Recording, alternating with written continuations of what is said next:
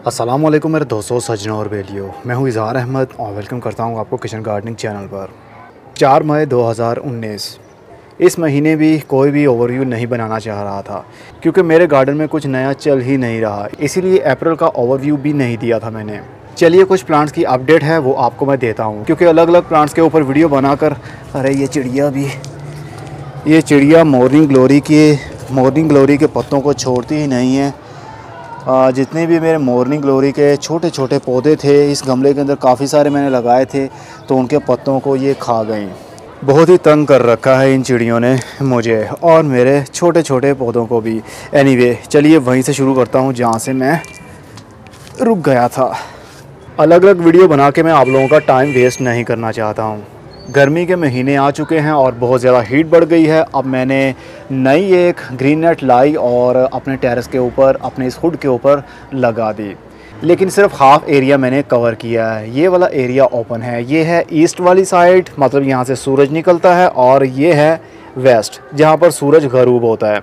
तो वेस्ट वाली साइड पर मैंने ये ग्रीन नेट लगाया है। जैसे ही दोपहर के 12 बजते हैं तो नीचे वाले एरिया में धूप नहीं आती, क्योंकि सूरज काफ़ी इस साइड पर चला जाता है, वेस्ट वाली साइड पर ज़्यादा चला जाता है, जिसकी वजह से नीचे शेडी एरिया बन जाता है। इसलिए पूरा इसको कवर करना बेवकूफ़ी होगी, क्योंकि ऊपर भी ग्रीन नेट होगा, नीचे भी ग्रीन नेट होगा, तो काफ़ी प्रॉब्लम हो सकती है, रोशनी काफ़ी कम हो जाती है पौधों के लिए। तो चलिए कुछ अपडेट आपको देता हूँ। मैंने अपना टेबल भी पेंट कर लिया है, इसको सॉफ्ट वॉयलेट कलर मैंने किया है, और एक गमले के ऊपर वीडियो बनाई है कि आपने ऐसा गमला जिसके अंदर पौधा अच्छे से ग्रोथ कर रहा हो, उस गमले को आप ऑयल पेंट करना चाहते हैं तो किस तरह कर सकते हैं। इसके ऊपर वीडियो मौजूद है, मे बी कल या परसों आपको देखने में मिल जाएगी। इसी बहाने मेरा ये टेबल भी पेंट हो गया। मेरे बैम्बू प्लांट्स की बहुत ही बुरी हालत है। जितने भी हमने ट्रांसप्लांट किए थे छोटे छोटे से बैम्बूस के पौधे, वो तकरीबन सरवाइव नहीं कर पाए और बहुत सारे मेरे पौधे ड्राई हो गए। मे भी हो सकता है बहुत ज़्यादा गर्मी की वजह से ये सब कुछ हुआ हो। रूफ टॉप के ऊपर आपको मालूम है कितनी गर्मी बढ़ जाती है। एनीवे बहुत ही कम पौधे हो गए हैं, और जो गमले के अंदर अभी सीड जर्मिनेट होना बाकी थे, चलिए वो भी दिखा देता हूँ। वो ये रहे नए पौधे, नए सीड जर्मिनेट हो रहे हैं और पौधे बन रहे हैं। इनको मैं अब ट्रांसप्लांट नहीं करूंगा जब तक कि ये 1 फुट के इसी गमले के अंदर नहीं हो जाते, और इस गमले के अंदर एक पौधा, एक सीड अभी जर्मिनेट हुआ। हमने ये पीवीसी पाइप यहाँ पर लगाए थे और यहाँ पर काफ़ी धूप आ रही थी, जिसकी वजह से ये जो हमारी क्रीपर जैनी है इसकी ग्रोथ रुक रही थी, पत्ते लटक रहे हैं। तो अभी मैंने ये वाला कपड़ा यहाँ पर लगा दिया है ताकि डायरेक्ट धूप से ये पौधे बच सकें, क्योंकि गर्मी बहुत ज़्यादा है। और मैंने जो कॉफ़ी के सीड्स लगाए थे, हमारे कॉफ़ी के सीड्स अब जर्मिनेट हो रहे हैं, लेकिन इनकी ग्रोथ बहुत ही स्लो है, ये आहिस्ता आहिस्ता से बढ़ रहे हैं। होपफुली कि एक भी पौधा बन गया तो मुझे बहुत खुशी मिलेगी।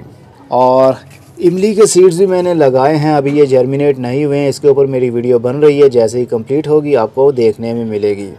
लोटस के ऊपर पूछा जा रहा है कि क्या ग्रोथ चल रही है, पार्ट 5 कब बनाएंगे। तो अभी इसको पार्ट 5 बनाने के ये काबिल नहीं हुआ है। इसके अब नए पत्ते ग्रोथ में आ गए हैं, लेकिन ये शेडी एरिया में ही रखा हुआ है, मैंने फुल धूप में नहीं रखा। अब ये भी नया पत्ता एक आ रहा है। इसको फ्लावरिंग कब होगी ये तो अभी मैं नहीं जानता हूँ, लेकिन अभी पार्ट 5 बनाने का टाइम नहीं आया। जब टाइम आया तो ज़रूर शेयर करूँगा आपके साथ। ये ओवरव्यू बनाने का मकसद यही है कि आपको प्लांट्स की अपडेट दे दूँ एक ही वीडियो के अंदर। और छुई मुई के पौधे के बारे में पूछा जा रहा है, तो ये देखिए छुई मुई के पौधे अब कितने बड़े हो गए हैं। ये ट्रांसप्लांटिंग के बिल्कुल काबिल हैं, लेकिन मैं इनको ट्रांसप्लांट नहीं करूँगा जब तक कि ये और 1 फुट के नहीं हो जाते। जब ये 1 फुट के हो जाएंगे तो मैं इनका रूट बाउल निकालूंगा और किसी बड़े गमले के अंदर शिफ्ट कर दूँगा। चलिए थोड़ा सा खेल लेते हैं।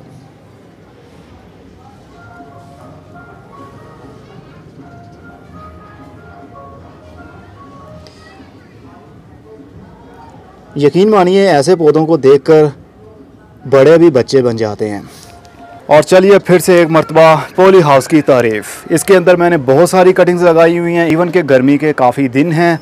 सबसे पहले मैंने सबसे ऊपर वाले पोर्शन में, जहाँ पर बहुत ज़्यादा ह्यूमिडिटी होती है, यहाँ पर मैंने होया वाइन की मुख्तलिफ़ कटिंग्स लगाई हैं, जिनकी रूटिंग अब शुरू हो रही है। ये देखिए इसकी रूटिंग शुरू हो रही है। होया वाइन बहुत ही खूबसूरत पौधा है ये, लेकिन ये ट्रॉपिकल एरिया का पौधा है। रेन फॉरेस्ट, यहाँ पर ज़्यादा बारिशें होती हों, नमी ज़्यादा रहती हो, ये ऐसे एरिया में ही ग्रोथ करता है। और एक ये होया वाइन की वैरायटी है वेरीगेटेड, काफ़ी सारी मैंने कटिंग्स लगाई हुई हैं। हार्ट शेप जो होया है वो भी लगाया हुआ है, जो दिल की तरह के पत्ते खिलते हैं वो भी लगा दिए हैं। और नीचे एक नया एक्सपेरिमेंट मेरा चल रहा है। ये मनी प्लांट पानी के अंदर लगाया है और स्पंज के अंदर मैंने इसको कटिंग को लगाया। इसके ऊपर मेरी वीडियो बन रही है, जैसे ही कंप्लीट होगी आपको देखने में मिलेगी। और मनी प्लांट के दूसरी कटिंग्स बहुत ही अच्छी है। कल आपने वीडियो देखी थी, पत्तों के अंदर हमने किस तरह अपशूट मनी प्लांट्स की कटिंग को ग्रो किया। माल्टे के जो बीज हमने लगाए थे उसके बारे में पूछा जा रहा है कि वो पौधे किस हाल में हैं। तो ये देखिए वीडियो के अंदर लास्ट पार्ट के अंदर जब मैंने इसका पार्ट 2 आई थिंक बनाया था, तो मैंने ट्रांसप्लांट किया था छोटे छोटे गमलों के अंदर। जितने भी पौधे मैंने ट्रांसप्लांट किए थे सभी की ग्रोथ हुई, एक भी पौधा मरा नहीं। और अभी स्टिल मैंने इसको पॉली हाउस के अंदर ही रखा हुआ है ताकि अंदर हीट भी बनी रहे और नमी भी बनी रहे। तो नमी मिलने की वजह से, हीट मिलने की वजह से इनके पत्ते देखिए किस तरह डार्क ग्रीन हैं। अब इसको हम बाहर भी रख सकते हैं, ओपन में रखेंगे तो इनकी ग्रोथ और भी अच्छी बढ़ सकती है। तो मेरे माल्टे के पौधे की ग्रोथ भी अच्छी चल रही है। और एक पौधा मेरा क्लैडियम के पौधे, इसके ऊपर मेरी वीडियो बन रही है। इसके ट्यूबर से किस तरह हम पौधों को बना सकते हैं और किस तरह हम इसको स्टोर करेंगे, एक ही वीडियो बन रही है। जब ये पत्ते अपने निकल जाएंगे, इसके मौसम ऑफ हो जाएगा, इसके ट्यूबर्स को किस तरह हमने स्टोर करना है आने वाली गर्मियों के लिए, उसके ऊपर वीडियो बन रही है। जैसे कंप्लीट होगी, कुछ महीने लग जाएंगे तो आपको देखने में मिलेगी। अब मेरे गुले दाऊदी के पौधे बहुत बड़े हो गए हैं और अब ये देखिए कितनी सारी कलियां आपको दिख रही होंगी। बहुत जल्द ये 1 महीना मैक्सिमम लेंगे और मे भी 1.5 महीना भी ले सकते हैं। तो जब इनको फूल लगेंगे तो यकीन मानिए इनके पत्तों का ऊपर वाला एरिया हमें दिखेगा ही नहीं, सिर्फ फूल और फूल ही होंगे। और बादाम के पौधे की ग्रोथ पूछा जा रहा है तो आपके सामने हैं, बादाम के पौधे की ग्रोथ भी हो रही है। इसके ऊपर माइट्स काफ़ी अटैक करते हैं। खुश्क गर्मी पड़ रही है अभी। खुश्क गर्मी से मतलब उसके अंदर नमी ना हो, जिस तरह खुश्क ड्राई एयर, खुश्क गर्म हवा होगी तो माइट्स काफ़ी अटैक करते हैं पौधों के ऊपर। मतलब बारीक बारीक से लाल रंग के वो कीड़े होते हैं, जाला बूंद देते हैं पत्तों के ऊपर और नीचे, और आहिस्ता आहिस्ता पत्ते पीले पड़ जाते हैं और देन वो सूख जाते हैं। इसके ऊपर नीम ऑयल का स्प्रे मैं कर रहा हूँ टाइम टू टाइम, हर 2 से 3 या 4 से 5 दिन के बाद जैसे मुझे फील होता है तो मैं ऑर्गेनिक स्प्रे कर रहा हूँ। ऑर्गेनिक स्प्रे आपको मालूम है आजकल मैं ट्रिपल एक्शन यूज़ कर रहा हूँ, चलिए वो दिखाता हूँ। ये है वो ट्रिपल एक्शन नीम ऑयल, फर्टिलूम ट्रिपल एक्शन के नाम से। इसके अंदर 70% नीम ऑयल है और 30% इसके अंदर ऐसा एक ऑर्गेनिक मैटर यूज़ किया गया है जो साबुन की तरह होता है, जग बनाता है। पत्तों के ऊपर जब स्प्रे करते हैं तो एक चिपचिपा सा लिक्विड पत्तों के ऊपर और नीचे लग जाता है। उसके साथ में जितने भी कीड़े होते हैं सारे चिपक कर मर जाते हैं। तो ये ऑर्गेनिक मैटर है, बहुत अच्छा रिजल्ट मैं पाता हूँ। अगर आपने ये ख़रीदना हो तो स्काई सीड की वेबसाइट से भी ख़रीद सकते हैं या फिर हमारे दराज स्टोर से भी ख़रीद सकते हैं ऑनलाइन। पोनीटेल पाम, ये देखिए अब पोनीटेल पाम ने अपने पत्तों को दिखाना शुरू कर दिया। अब ये बड़े साइज़ के हो रहे हैं और आहिस्ता आहिस्ता ये और भी बड़े हो जाएंगे। इनकी ग्रोथ काफ़ी अभी फास्ट मुझे लग रही है। साइप्रस वाइन की भी मैंने सीडलिंग की थी तो 2 पौधे मेरे पास बच पाए हैं। ये देखिए कितने खूबसूरत अंदाज से इसके पत्ते खिलते हैं। इससे बड़े वाला दिखाता हूँ। साइप्रस वाइन गर्मी के दिनों में ही अच्छे से ग्रोथ करती है और गर्मी के दिनों में ही इसको फूल लगते हैं। ये देखिए आहिस्ता आहिस्ता इसने अपने इस ग्रिल को भी काबू में कर लिया और ये ऊपर चढ़ जाएगी। ये क्लाइंबर होती है, खुद ब खुद ही अपनी जगह बना लेती है। इसके पत्ते देखने पर काफ़ी खूबसूरत लगते हैं। वेल, इसको फूल लगेंगे या नहीं ये तो हमें वक्त बताएगा। एक एलिफेंट ईयर का मेरे पास एक ब्रांच मुझे मिली, ट्यूबर एक मिला मुझे जो बाहर बाज़ार में घिरा हुआ था घर के बाहर, तो मैंने उसको उगा लिया। इसी तरह का आई थिंक वो होगा पौधा जब बनेगा। अभी मैं जानता नहीं हूँ कि वो किस तरह का होगा। ये रहा वो, एक तो ये है, इसकी कटिंग लगाई हुई है मैंने, और एक इसके अंदर दबाया हुआ है। इन दोनों के ऊपर मेरी वीडियो बन रही है। इसको मैंने नीचे लेटा कर लगाया और इसको खड़ा करके लगाया। अब देखना ये है कि दोनों में किसकी ग्रोथ ज़्यादा फास्ट रहती है। वीडियो बन रही है, जैसे कंप्लीट होगी तो आपको देखने में मिलेगी। एडेनियम का सीज़न शुरू हो चुका है, गर्मी के दिनों में ही इसकी ग्रोथ होती है। ये देखिए कितने खूबसूरत अंदाज से ये अपनी ग्रोथ को बढ़ा रहे हैं। छोटे से गमले के अंदर लगा हुआ और ये काफ़ी ओल्ड लुक देता है, जिस तरह बोनसाई एक बड़ा सा पेड़ एक छोटे से गमले के अंदर लगा हो।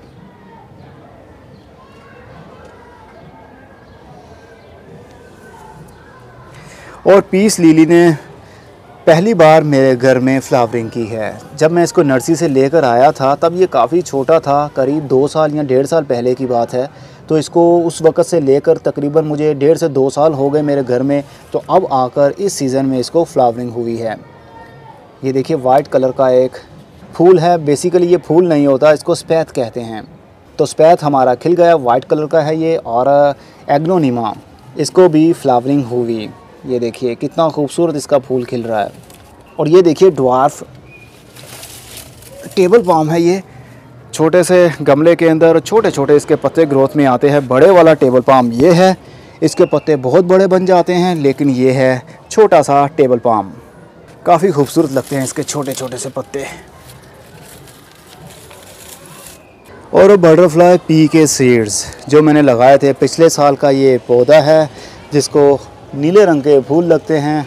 और ये देखिए अभी से इनको फ्लावरिंग शुरू हो चुकी है, और मैं भी अभी से तकरीबन 15 से 20 दिन या 1 महीने के बाद में मटर लगना शुरू हो जाएंगे। मतलब इसके सीड पॉड्स बन जाएंगे जिनके अंदर काले काले रंग के सीड्स होते हैं।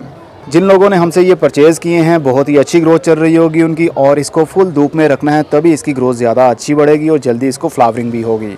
इसको फ्लावरिंग छोटे से पौधे को ही हो सकती है, ये बेल बन जाती है। ज़रूरी नहीं कि ये 5 से 6 फुट का होगा तो ही इसको फूल लगेंगे। हो सकता है ये 1 से 2 फुट का हो तभी इसको फ्लावरिंग हो जाए, लेकिन पौधा फुल धूप में होना चाहिए और पानी भी इसको डेली चाहिए, क्योंकि ये ज़्यादा पानी पसंद करती है। और एक नया स्पाइडर प्लांट, बहुत ही खूबसूरत ब्राइट लाइट, जिस तरह एक फ़ेक प्लांट आप नकली प्लांट देख रहे हो, इतनी इसकी चमक है। बीच में से ये ऑफ वाइट कलर का है और इसके एजेस, इसके किनारे हरे रंग के हैं। ये थाईलैंड की वैरायटी है जो कि नई लेकर आया हूँ मैं, और अब इस वैरायटी से कितने सारे मैं बनाऊँगा मुझे खुद मालूम नहीं है। और ब्लूबेरी के सीड्स, इसके ऊपर भी मेरी वीडियो बन रही है। ब्लूबेरी के सीड्स कहते थे कि यहाँ पर ग्रोथ नहीं कर पाएंगे, जिस तरह बैम्बू प्लांट्स को कहा था कि यहाँ पर ये ठीक से ग्रोथ नहीं कर पाएंगे, हो सकता है ये सीड जर्मिनेट ही ना हो, लेकिन ब्लूबेरी के सीड्स भी जर्मिनेट हो गए और बैम्बू प्लांट के भी। ये है नई वैरायटी और ये है पुराने वाली वैरायटी। पुराने वाली वैरायटी बीच में से ग्रीन है और इसके एजेस क्रीम कलर के हैं, लेकिन जो नई है ये अंदर से क्रीम कलर की है और इसके किनारे हरे रंग के। Welcome to my another terrace. इसके ऊपर भी बहुत सारे पौधे अब जमा होते जा रहे हैं। जिस तरह मेरा ये वाला टेरेस फुल भर चुका है, आहिस्ता आहिस्ता मेरी दूसरी छत भी इसी तरह फिल होती ही जा रही है। तो सबसे पहले शुरू करते हैं हम अपनी मिर्चों के पौधे से। बहुत सारी मिर्चों के मैंने पौधे लगाए हुए हैं। अभी इनकी टैगिंग मैंने नहीं की हुई है। जब इसको ट्रांसप्लांट किया था किसी में टैग लगा दिया था और किसी में नहीं लगाया था। इसको मैंने बहुत से पौधों को मैंने ओनली पत्तों की खाद के अंदर ही लगाया हुआ है, तो इनकी ग्रोथ हो रही है। ये देखिए इसको तो मिर्च भी लगी हुई है। ये देखिए अब ये काफ़ी पुरानी हो गई, अब ये पकना शुरू हो गई। आहिस्ता आहिस्ता ये लाल पड़ जाएगी और उसके बाद में सूख जाएगी और उसके बाद इसके अंदर बीज बन जाएंगे। ये देखिए छोटी सी मिर्च और भी लग रही है, ये भी लग रही है, बहुत जल्दी ये भर जाएगा। पैसीफ्लोरा के बारे में पूछा जा रहा था, तो इसके ऊपर तो मेरी वीडियो ऑलरेडी मौजूद है कैसे इसकी केयर करनी है, लेकिन ये सिर्फ गर्मी के दिनों में ही ग्रोथ करती है। ये एक ऐसी बेल है जिसको नीले रंग के बहुत ही खूबसूरत से फूल लगते हैं और ये काफ़ी बड़े साइज़ की हो जाती है। ये भी मिर्चों के ही पौधे हैं। ये देखिए मिर्चें कितनी भरी पड़ी हैं, इसको काफ़ी ज़्यादा मिर्चें लगी हुई हैं। बहुत सारी मिर्चें हमने उतार ली हैं और अब दोबारा से ये बिल्कुल रेडी हो चुकी हैं उतारने के लिए। और ये नई वैरायटी मेरे टेरेस पर आई है जिसको यूफोर्बिया कहते हैं। इस यूफोर्बिया का सही नाम क्या है ये मुझे नहीं मालूम है, लेकिन ये सिर्फ इसी तरह ब्रांचेस ही रहती हैं, टहनियाँ ही रहती हैं। इसके पत्ते बहुत कम होते हैं। जिस तरह अभी आपको दिख रहे हैं छोटे छोटे से पत्ते, ये इसी तरह रहेंगे, लेकिन ज़्यादा इसकी टहनियाँ ही रहेंगी। तो ये भी गर्मी के दिनों में ही ग्रोथ करता है, सर्दी के दिनों में इसकी ग्रोथ रुक जाती है। इसको कम पानी की और फुल धूप की ज़रूरत है। और स्पैरागस मैरी और स्पैरागस मैंने काफ़ी सारे पौधे लाए हुए हैं। मैं चाहता हूँ ज़्यादा से ज़्यादा इनसे और भी पौधे बना लूँ। और ये वाली मिर्च, ये नीचे वाली साइड पर लॉन्ग मिर्च होती है, लाल रंग की बन जाती है बाद में। ये भी काफ़ी तीखी मिर्च है किचन में यूज़ के लिए। 4 पौधे मैंने इस टब के अंदर लगाए हुए हैं और बहुत ज़्यादा इसको मिर्चें लगी। रिसेंटली तकरीबन 3 से 4 दिन पहले काफ़ी सारी घर वालों ने मिर्चें उतारी और अब ये दोबारा से जो छोटी थी वो अब दोबारा से बड़ी हो गई हैं। तो अब ये फिर हार्वेस्टिंग के काबिल है। मोरिंगा के पौधे, इसके ऊपर अपनी वीडियो देखी थी, पार्ट 2 आपने देखा था। जब हमने 2 पौधों को ट्रांसप्लांट किया था इस 12 इंच के गमले के अंदर, तो इनकी ग्रोथ अब स्टेबल हो चुकी है, नए पत्ते आने लग गए हैं और ये अब लंबे भी हो रहे हैं। आहिस्ता आहिस्ता ये और भी बड़े हो जाएंगे। और भी मोरिंगा के पौधे कुछ दिन पहले ही मैंने शिफ्ट कर लिए हैं गमलों के अंदर। ये हैं मोरिंगा के पौधे जो मैंने परसों ही प्लास्टिक के 8-8 इंच के गमले के अंदर शिफ्ट किया और ओनली इसके अंदर मैंने पत्तों की खाद यूज़ की है। मिट्टी 1% भी इसके अंदर नहीं है, सिर्फ वही मिट्टी है इसके साथ जो पत्तों के साथ टच होती है। और जब पत्तों को इकट्ठा किया जाता है, तो जब उसको डिकम्पोज किया जाता है, तो मिट्टी थोड़ी बहुत जो पत्तों के साथ होती है वो भी साथ में ही रहती है। सिर्फ वही मिट्टी इनके साथ है, अदरवाइज़ कोई और इसके अंदर चीज़ नहीं है। ये पौधा काफ़ी बेकार हालत में निकाला गया क्योंकि इसका रूट बाउल टूट गया था सीडलिंग ट्रे के अंदर ही, इसका भी और इसका भी। ये ऊपर से टूट गया पौधा, लेकिन इसकी ये देखिए साइड से ब्रांचेस निकलना शुरू हो गई हैं। तो ये सारे मोरिंगा के पौधे यहाँ पर शिफ्ट कर दिए हैं। इनकी ग्रोथ स्टेबल है, नए पत्ते निकल रहे हैं और इसका पार्ट 3 मैं तब बनाऊंगा जब मैं इसको हार्वेस्ट करूंगा। मतलब इसके पत्तों को तोड़ूंगा और उसको ड्राई करूंगा और उसको किस तरह ड्राई करने के बाद में, ग्राइंड करने के बाद में आप खा सकते हैं। इनके पाउडर का फ़ायदा क्या है, पार्ट 3 में आपको देखने में मिलेगा। ये भी सारे मिर्चों के पौधे ही लगे हुए हैं। डिफरेंट टाइप्स की मिर्चें हैं। ये रेगुलर जो मिर्चें हम खाते हैं वो नहीं है, कोई हंगेरियन मिर्च है और कोई हैबानारो और 3-4-7 आई थिंक 7 किस्म की मैंने वैरायटीज़ लगाई थी। अब इनकी ग्रोथ हो रही है। हार सिंगार के पौधे की ग्रोथ अब शुरू हुई है। ये देखिए हार सिंगार के पौधे का पत्ता मतलब एक ब्रांच बन रही है, नए नए पत्ते आहिस्ता आहिस्ता से ग्रोथ में आ रहे हैं। बहुत जल्द ये बढ़ जाएगा पत्तों से। और अमलोक के पौधे के बारे में पूछा जा रहा था, जो हमने अमलोक के सीडलिंग की थी, तो ये सारे के सारे उसके पौधे हैं। इसको अब मैंने आकर धूप में रखा हुआ है क्योंकि इसको दूसरे टेरेस पर रखा था शेडी एरिया में, तो इनकी ग्रोथ नहीं हो पा रही थी। इनके ऊपर भी माइट्स काफ़ी अटैक कर रहे हैं क्योंकि खुश्क गर्मी पड़ रही है, तो माइट्स काफ़ी एक्टिव होते हैं इस मौसम में। बैंगन के पौधे के ऊपर भी माइट्स का अटैक होता है और जिस तरह ये अभी आपको दिख रहा है, पत्ते इसके पैचेस आने लगते हैं ब्राउन से और आहिस्ता आहिस्ता से ये पौधा सरवाइव नहीं कर पाता और इसको फ्रूटिंग भी नहीं होती। इसलिए हर 2 से 3 दिन के या 4 दिन के बाद में आप नीम ऑयल का स्प्रे कर सकते हैं, या कोई सा भी पेस्टिसाइड स्प्रे आपके पास है, चाहे वो केमिकली हो, तो आप रूटीन से करते रहें आजकल के मौसम में, मतलब खुश्क मौसम में। जैसे ही रेनी सीज़न शुरू होगा तो माइट्स का अटैक ख़त्म हो जाएगा क्योंकि उसको ठंडक और नमी बहुत ही बुरी लगती है। वो एक्टिव नहीं रह पाते और मर जाते हैं। सिर्फ खुश्क गर्मी में वो हमला करते हैं पौधों पर। ये भी मिर्च के पौधे हैं, अनदर काइंड है ये देखिए। इससे भी काफ़ी सारी मिर्चें उतार ली थी और अब दोबारा से इसको फ्लावरिंग हो रही है और मिर्चें बन रही हैं। देसी गुलाब की तारीफ़ करना चाहूँगा मैं। गर्मी के देखें कितना दिन है गर्मी के, बहुत ज़्यादा गर्म लू चलती है, लेकिन इसको फिर भी फ्लावरिंग हो रही है। इसके ऊपर भी माइट्स ने हमला किया था, 2 से 3 मरतबा इसके ऊपर हमला हुआ, लेकिन नीम ऑयल इसको कवर कर देता है। टाइम टू टाइम हमें नीम ऑयल का स्प्रे करना ही पड़ेगा। अगर आपके पास ट्रिपल एक्शन वाला नीम ऑयल नहीं है तो सिंपल जो भी नीम ऑयल है उसके अंदर आप थोड़ा सा साबुन या फिर शैम्पू या फिर लिक्विड सोप थोड़ा सा ऐड कर सकते हैं। ½ टीस्पून ऐड कर सकते हैं 1 लीटर पानी के अंदर, और आधा चाय वाला चम्मच ही नीम ऑयल का डाल के अच्छे तरीके से मिक्स कीजिए। झाग बन जाएगी, स्प्रे करिए पौधों के पत्तों के ऊपर, तो एक लेयर बन जाएगी। इससे हमला नहीं होता कीड़ों का। लेजोस्टोमिया की ग्रोथ भी अच्छी चल रही है। इसको फ्लावरिंग अभी तो नहीं हुई, लेकिन बहुत जल्द हो जाएगी। ज़्यादातर इसको फ्लावरिंग होती है रेनी सीज़न में। जुलाई से अगस्त, सितंबर, अक्टूबर तक इसको अच्छे से फ्लावरिंग होगी। दिसंबर के महीने में और जनवरी के महीने में कंप्लीट ग्रोथ इसकी रुक जाती है और सिर्फ टहनियाँ रहती हैं, सूखी सूखी टहनियाँ। ऐसे लगता है जिस तरह पौधे के अंदर जान ना हो। तो ऐसे में आपने पौधे को बिल्कुल पानी नहीं देना जबकि इसके ऊपर कोई पत्ता ना हो।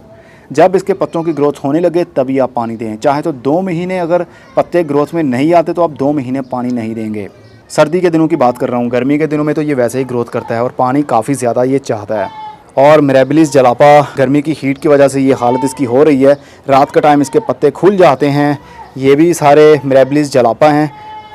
गर्मी की धूप की वजह से इसके पत्ते लटक जाते हैं और जैसे ही शाम का टाइम होता है, इसको 4 o'clock प्लांट भी कहते हैं। 4 बजे के बाद में या 3 बजे के बाद में दोपहर में इसको फ्लावरिंग ओपन होते हैं, फ्लावर इसके खुलते हैं। गुले अब्बासी भी इसको कहते हैं। और ये भी मोरिंगा 2 मैंने मिट्टी के गमले के अंदर दिए। मैंने सबसे ज़्यादा इस वक्त मेरे टेरेस के ऊपर एक ही नस्ल के पौधे हैं, तो वो हैं मोरिंगा के पौधे। मैं चाहता हूँ अब इसको बड़ा करूँ। इनके पत्तों से आप पेस्टिसाइड का यूज़ भी ले सकते हैं, इनके पत्तों से फर्टिलाइज़र का यूज़ भी ले सकते हैं और इनके पत्तों से इंसानी सेहत भी अच्छी हो सकती है। इवन के जो दूध देने वाली बकरियां या भैंसें होती हैं या गाय होती है, उनको भी इनके पत्ते खिलाए जाते हैं, तो बीमारियां कम होती है और दूध ज़्यादा हमें मिलता है और वो भी हेल्दी। तो काफ़ी फ़ायदे हैं, इसीलिए मैंने ज़्यादा लगा लिया है। और ये है हमारा मोतिये का पौधा, ये है लबनानी मोतिया, बड़ा साइज़ का फूल खिलता है इसको, जैस्मीन। अब इसका गर्मी के दिन शुरू हो चुके हैं, अब इसका सीज़न भी शुरू हो चुका है। खाद के लिए मैंने इसको ओनली पत्तों की खाद दी है। इसके नीचे मिट्टी है, करीब 3 इंच या 4 इंच नीचे मिट्टी है और ऊपर 4 इंच की मैंने लेयर की है पत्तों की खाद की। ये देखिए, एज आ मल्चर भी इसको यूज़ किया जा सकता है, जैसा कि मैंने किया। इसके पत्ते ऊपर से ऐसे लगता है जिस तरह ड्राई हो। जैसे ही हम थोड़ा सा इसको हटाएंगे, नीचे से पानी निकल आएगा, मतलब कि ये पानी को उड़ने नहीं देती हवा में। इसके नीचे काफ़ी पानी स्टोर रहेगा, जो पौधे की रूट्स को मिलता रहेगा। पौधे की रूट्स एकदम से मुरझा नहीं जाएंगी। फ्लावरिंग इसको होती है गर्मी के दिनों में, मार्च से शुरुआत होती है और नवंबर तक इसको फ्लावरिंग होती रहेगी। रेनी सीजन में, बरसात के मौसम में काफ़ी ज़्यादा इसको फ्लावरिंग होती है, लेकिन इसकी प्रूनिंग करते रहें तो ज़्यादा पौधे की ग्रोथ अच्छी चलती है। अभी तो ये लावारसों की तरह इस कोने में पड़ा हुआ है, जहाँ पर फुल डे की धूप आती है। गंद भी आपको दिख रहा होगा और मेरा फोकस भी नहीं होता है इस छत के ऊपर ज़्यादा देर आके पौधों को पानी देना। ये जामुन का पौधा है, साथ में पड़ा हुआ, ये देखिए इसकी मिट्टी खुश्क हो चुकी है। अगर इसके ऊपर भी मैं अभी 2 से 3 इंच की लेयर पत्तों की खाद की कर दूं तो इसके अंदर भी पानी स्टोर रहेगा, मिट्टी एकदम खुश्क नहीं होगी, पौधे की ग्रोथ हो रही है। तो ओवरव्यू तो आपको दे दिया, पौधों की अपडेट देनी थी वो दे दी। मेरा फ्यूचर प्लान बहुत ही बड़ा है। मैं तमाम इस जो बांस लगे हुए हैं इसको मैं ख़त्म करने वाला हूँ और इनकी जहाँ पर एक लोहे का एक फ्रेम बनवाने वाला हूँ। बहुत बड़ा फ्रेम होगा और उसको पॉली हाउस मतलब ग्रीन हाउस बनाऊंगा मैं। ये मेरा प्लान तो 6 महीने से या 1 साल से चल रहा है, लेकिन मैं कर नहीं पा रहा हूँ क्योंकि इसके लिए काफ़ी पैसा चाहिए। इसके ऊपर जो पॉलीथीन लगाऊंगा या कुछ भी लगाऊंगा, जब मैं कंप्लीट करूंगा तो आप लोगों के साथ शेयर करूंगा, लेकिन अभी कुछ टाइम लगेगा मुझे ये सब करने में, क्योंकि मैं चाहता हूँ मुझे ना तो पेस्टिसाइड का ज़्यादा यूज़ करना पड़े, ना ज़्यादा खादों का यूज़ करना पड़े, ना ज़्यादा अपना पानी ज़ाया करना पड़े। ओपन एरिया है, रूफ टॉप के ऊपर आपको मालूम है दिन में 2 से 3 मरतबा भी पौधों को पानी देना पड़ता है। तो अगर मैं ग्रीन हाउस बना लूँगा, मतलब ऐसा पॉली हाउस बड़े साइज़ का बना लूँगा, पूरे अपने इस गार्डन को ही मैं पॉली हाउस में कन्वर्ट कर दूँगा, तो पानी की खपत बहुत ही कम हो जाएगी। ज़्यादा पानी नहीं देना पड़ेगा, 1 से 2 दिन या 3 दिन गर्मी के दिनों में भी निकल जाया करेंगे आराम से, और पौधों की ग्रोथ 12 महीने रहेगी। इसी तरह जिस तरह अभी आपको पॉली हाउस के अंदर के पौधों की ग्रोथ दिखाई। कटिंग्स भी लगा सकूंगा मैं 12 महीने ही। ह्यूमिडिटी जो पौधों को चाहिए होती है वो भी बनी रहेगी और पानी भी ज़्यादा नहीं देना पड़ेगा और कीड़ों का हमला भी बहुत कम होगा। तो काफ़ी अच्छा मेरे लिए हो सकता है ये, लेकिन उसको काफ़ी टाइम लग जाएगा। अब देखें कितने महीने लगते हैं ये सब कंप्लीट करने में मुझे। होप कि आपको सारे पौधों की अपडेट मिल चुकी होगी। जो मेरे माइंड में आया, जो मेरी नज़र के सामने आया, मैंने आप लोगों को अपडेट दे दी उसकी। अब मैं चलता हूँ, खुदा हाफिज़, good bye, see you and tata, और अपना बहुत सा ख्याल रखिएगा। और हाँ, मैंने बैटरी वाली स्प्रेयर मशीन ले ली है, जिसको बैटरी के थ्रू ही हम चलाते हैं और पंप करने की ज़रूरत नहीं पड़ेगी इसको। ये ऑटोमेटिक है बिल्कुल। ये 18 से 20 लीटर इसके अंदर पानी भर जाता है, तो बहुत ही आराम से मैं स्प्रे करता हूँ अपने पूरे इस गार्डन को। एक मरतबा फोक की तरह स्प्रे निकलने वाला पानी पौधों की ग्रोथ के लिए अच्छा जाता है, पौधों में एकदम से कूलनेस आती है। तो इसको बहुत ही आराम से हम ऑन कर लेंगे। ये ऑटोमेटिक होती है और ये देखिए धुएं की तरह पानी निकलता है इसके अंदर से। आपको ज़ोर भी नहीं लगाना पड़ता और बहुत मज़े के साथ आप अपना काम कर लेते हैं। अपने पौधे के ऊपर शावर करके पौधों के पत्तों को धो देते हैं। मिट्टी हो, डस्ट हो, कीड़ों का हमला हो, वाटर के प्रेशर के थ्रू ही आपका सारा काम हो जाता है। ये सिर्फ मैंने इसी पर्पज़ के लिए रखी है कि ये पानी का स्प्रे फोक की सूरत में करने के लिए मैंने ये ली है। इसके अंदर पेस्टिसाइड का यूज़ नहीं करूँगा, ना ही फर्टिलाइज़र का। सिर्फ पानी का स्प्रे करने के लिए ये मैं बोतल यूज़ कर रहा हूँ। वैसे तो स्प्रे किसी भी किस्म की ऐड कर सकते हैं जो भी पौधों के लिए होती है, लेकिन मैं पानी का शावर करने के लिए मैं यूज़ कर रहा हूँ। और जो दूसरी आपको दिखाई थी, जो आई थिंक 5 लीटर वाली थी, वो मैं यूज़ करता हूँ अपने पौधों के ऊपर। पेस्टिसाइड का स्प्रे करना हो या खाद का स्प्रे करना हो, NPK 2020 का स्प्रे करना हो, इस तरह की स्प्रे करने के लिए वो यूज़ करता हूँ। लेकिन उसके लिए ज़्यादा पुश करना पड़ता है, बार बार मुझे पंप करना पड़ता है, लेकिन इसके अंदर ऐसा नहीं है। ये ऑटोमेटिक है। जैसे ही मैंने इसको ऑफ़ किया, ये ऑटोमेटिकली ही अंदर से मोटर को भी ऑफ़ कर देती है। ऐसा नहीं कि मोटर ऑन रहेगी। इस बोतल के अंदर एक सेंसर लगा हुआ है। जैसे ही पानी का ये हम फ्लो को बंद करेंगे तो एकदम से उसको इंडिकेट मिल जाएगा और मोटर बंद हो जाएगी। ये मोटर का काम करेगी। इसके अंदर प्रेशर भरने की ज़रूरत नहीं है। ये ऊपर से टैंकी है, सिर्फ टैंकी के अंदर पानी लगाइए और इसके नीचे वाली साइड पर मोटर लगी हुई है जो कि पानी को ऊपर से खींचती है और इस पाइप से बाहर निकाल देती है। इस तरह आपकी टैंकी फटने के चांसेस भी नहीं रहते। समझ लीजिए पानी खींचने वाली मोटर है ये, पीछे से पानी वाला पाइप लगाइए, आगे मोटर है और वो पानी का प्रेशर बना के आप लोगों को आगे दे देगी।